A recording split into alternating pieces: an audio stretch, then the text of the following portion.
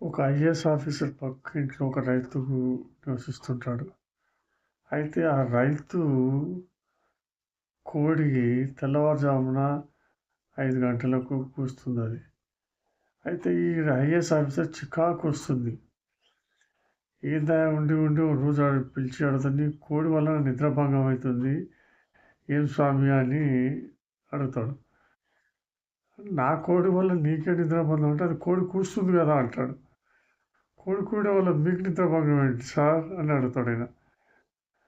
అంటే ప్రతి ఆఫీసర్లు పెద్ద హోదాలో ఉన్న ఆఫీసర్లంతా వాళ్ళ సమస్యలతో సతమతమవుతూ రేపేం జరుగుతుందో, ఏం నిష్ఠరించి పని పడుతుందో, ఎవరు ఏమడుగుతారో, ఇచ్చిన హామీల గురించి వచ్చిన జనం ఏం చెప్పాలి, సమాధానం చెప్పాలి.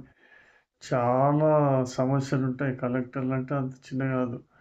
ఆ అధికారి ఇవన్నీ ఆలోచిస్తూ ఎప్పుడు తెల్లారుతుందా, కోడెప్పుడు కూస్తుందా, ఎప్పుడు లేవాలా అన్న ధ్యాసలో అన్నాడు తప్పితే వేరే